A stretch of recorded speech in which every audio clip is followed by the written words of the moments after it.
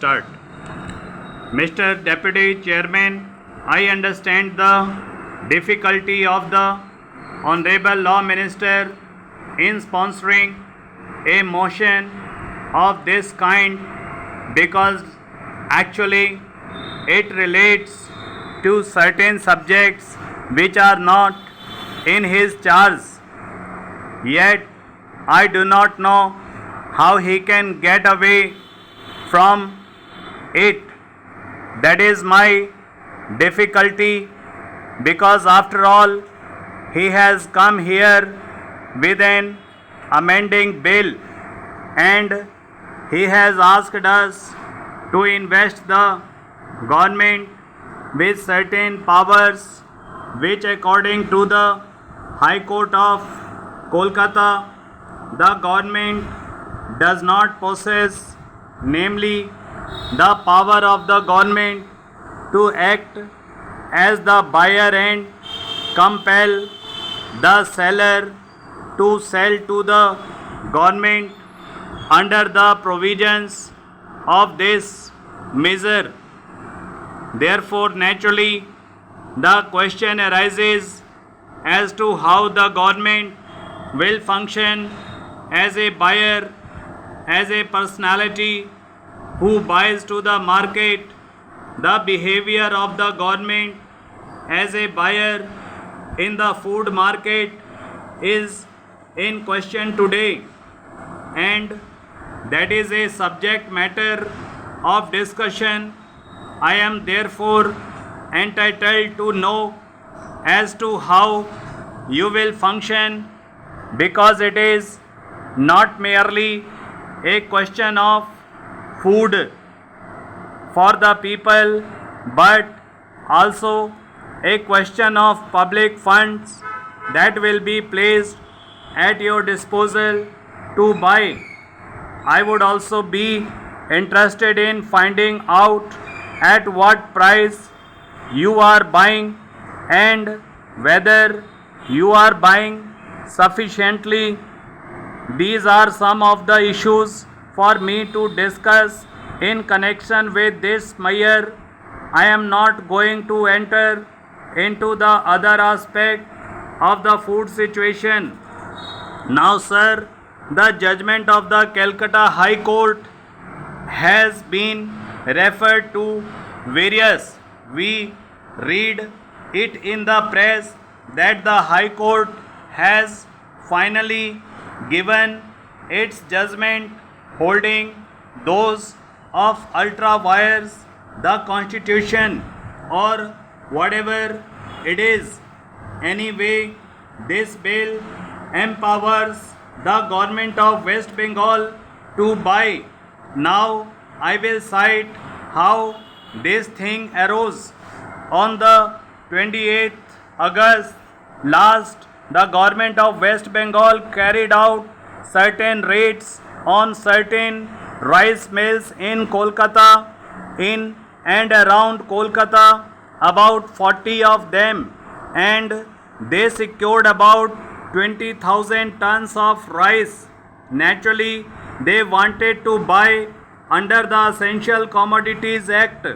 Their action was questioned by the rice millers.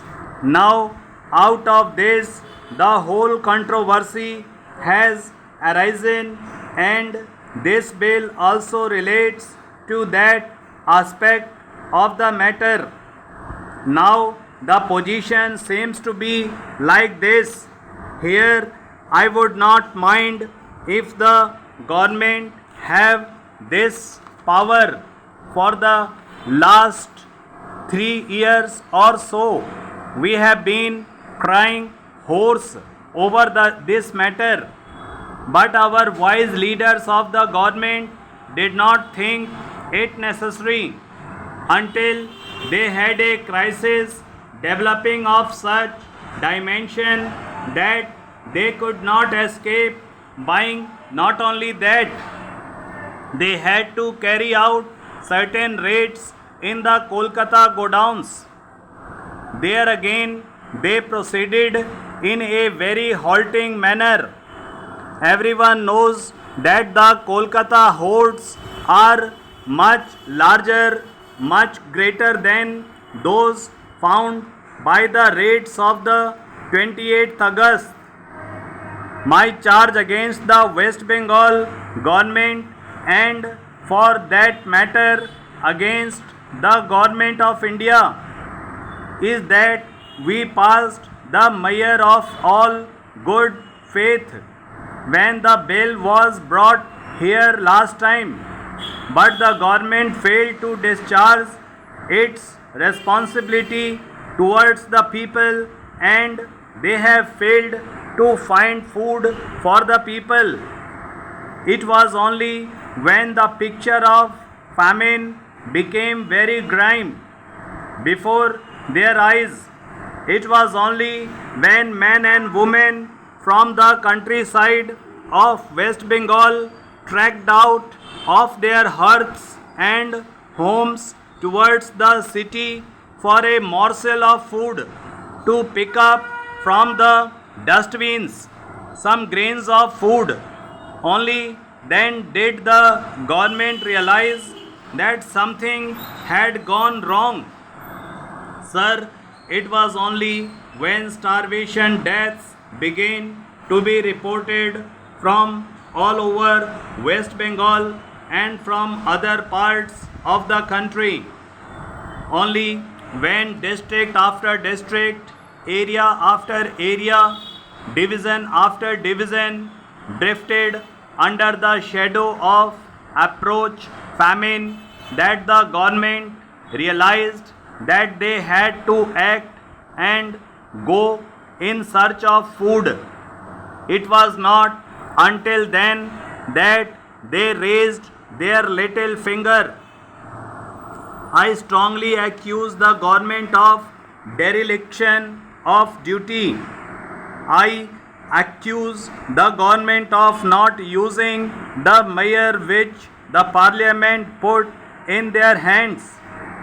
I accuse the government of not using the weapon which we gave them in order to secure food for the people.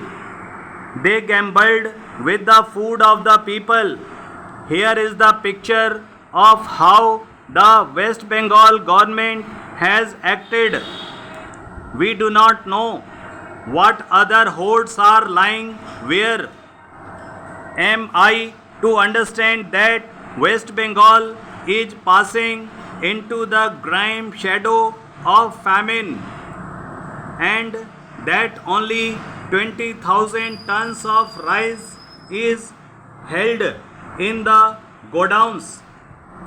Am I to understand that there are no more hoards lying in the hands of the tradesmen and businessmen, not only in the city but also in the rural areas, so as to have brought about this situation? I would ask the government to explain, why are they buying only in the urban areas? Are they utilizing this power in the rural areas also?